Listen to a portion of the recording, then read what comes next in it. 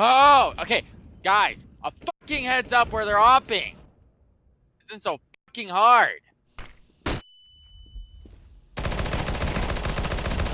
Run, get to run.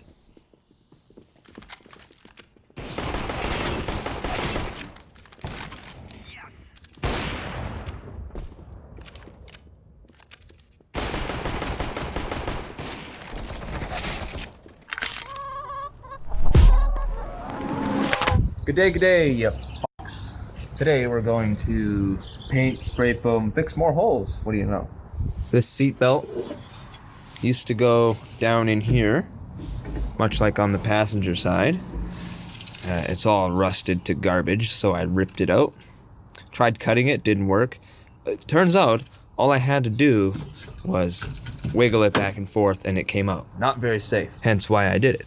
And so now we're left with this massive hole down here, which you could easily fit a large hand right through. And what I've done is put some sheet metal to protect the bottom, and some sheet metal here where the existing wheel well was rotted out, and I put some sheet metal up here because it's all rusty. Now after I paint all of this to rust proof it from the inside, I'm gonna spray foam in these crevices, and hopefully that blocks kind of water from getting in here and sitting in here. Now what I could do is just drill a hole right through the bottom of this thing, and that way if any water gets inside it would just drain out. But that creates room for dirt, mud, and everything else that could corrode the paint eventually and then just rot it out anyway, so I'm not going to drill a hole. I'm not sure if this is an aftermarket thing or not, but this box can come off, and that way I'll be able to get up and behind here because it's a little bit rusty on the inside of the wheel well. And so I can clean all that up and paint it up, and then I'll have access to the speaker, and I'll see if I can replace the speaker, do some wiring, and set up some audio in the future. And by the way, the rumors are true. This can of POR 15, it's pretty well gone, but it's been sitting for almost a week outside in the hot and the cold, and but I had to mangle the hell out of the lid just to get it off. So this, after today, this is pretty much sludgy garbage. Well, thankfully it's only $70.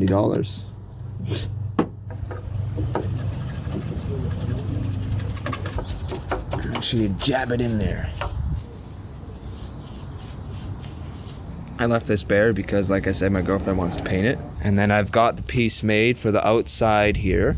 And then all I have to do is make new pieces out of 22 gauge sheet metal for the inside. And then all we have to do is worry about the other side, which is not quite as bad. However, since I MacGyvered this seat belt together for the time being, I think I'm gonna try and remove this seat belt just like I did the other side. And that way I can get access to down here because it is rusty. As you can see, there's holes. And assuming it doesn't come off and I have to rip it off or cut it off, I'll probably just mount it on this roll bar. So see you tomorrow. Good morning, it's the next day. I gotta go to Canadian Tire, but before then, I wanna get this stuff on as soon as possible. This is what we got to work with. Now, according to the can, shake vigorously for 60 seconds and apply between 15 and 32. Right now it's probably lower than 15, and we don't apply in enclosed spaces, which this will be. So it looks like we're in a good spot. Oh, I've seen people holding these things upside down. It's gonna get all the way back there, stuff it in. Ooh. I don't know how effective this really is, but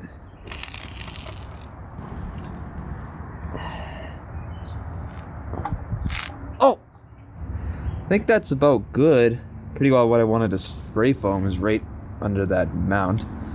That's really all I wanted to do, but I did a little bit of extra, read all about it. I'm gonna spray foam some. I'll be right back. Alright, I'm done spray foaming. I think it might look like shit, but I tried to fill all the gaps. There's a little bit on the bottom, and I went around the other side and got in that crevice there. So now what I have is just a bit of water. I'm gonna open this up so I can spray it. That's too much. There, now I just missed it. Apparently that helps cure it.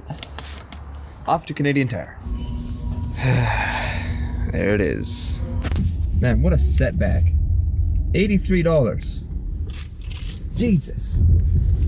When I need more of this stuff, I'm gonna go to a place called Wally's or some shit in Regina. 55 bucks, he quoted me. And I don't know if there's tax included in that, but it's better than 83.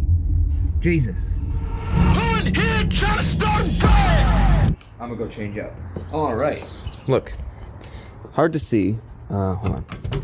This door is really hard to shut completely because this whole thing is just a moving little bastard. The other side, it's solid. The door shuts and sounds solid, but this side, you really gotta slam the damn thing. And when you do that, this whole panel just moves back and forth. I don't feel like that's great. Maybe once I weld all this up and get it all fixed up, it'll be more rigid, but in the meantime, it's a loose piece of crap. Oh, and also, I forgot. This piece, whatever you call this, fender or panel, okay, I'm gonna cut it to match right here.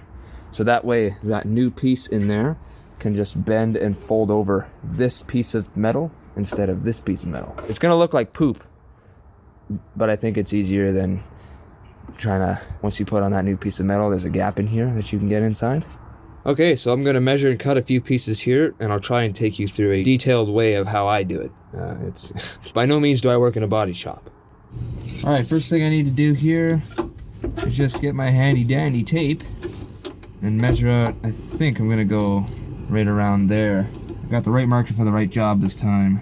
Let's do 8 inches by, that's 5.5.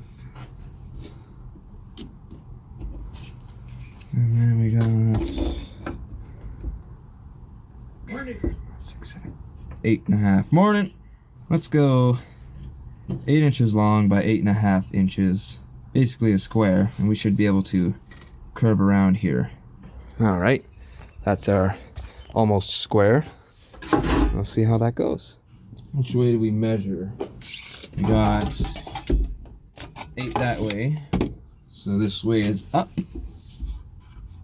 And we'll just try and mangle this around. We'll do a lot of cutting. I'll cut this corner off quick. Maybe do some bending and I'll get back to you.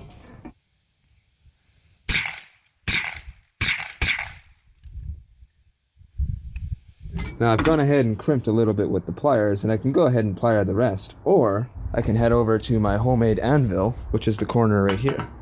Simply place over top and bang away.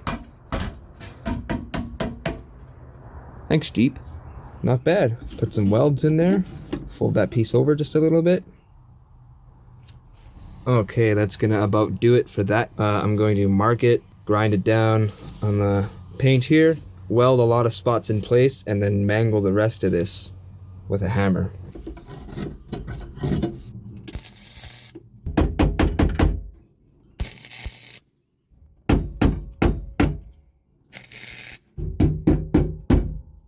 Alright, and here we go. It's kind of hard to see the finished product here. But I've got a whole bunch of tack welds along this thing. It's as tight as it can be against the existing metal. All I have to do now is, I didn't measure properly, so all I have to do now is make a piece for here. And then I have to get in behind where you see that daylight.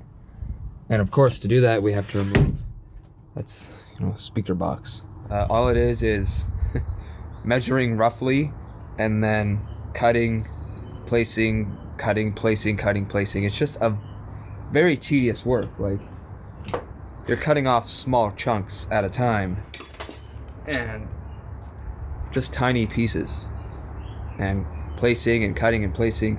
And it takes a few hours. It didn't take me a few hours, it took me like an hour, but still, if you take your time and you know ahead of time that it's going to take some time, then you won't lose your damn mind when you're doing it. Well, it starts out a piece like that. This is gonna go here. Instead of slamming it in, I'm gonna get a pair of pliers and just bend it. Now the piece looks like this. Some light pliering and hammering and jamming. Fits right in there. Start with a small tack weld just at the top here. We got one down here. By the way, I'm using flux core wire. I don't know if I ever mentioned that. Now there's some gaps in here.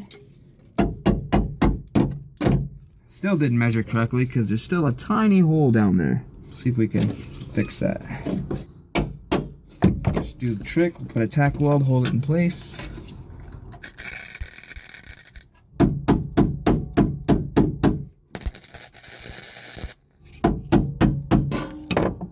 Alright, and here's the finished disgusting looking product. I managed to spray foam all the little gaps. And I think I have them all. I can't really see any more pinholes of light. This side looks like garbage too. In the meantime, let's cut this out a little bit.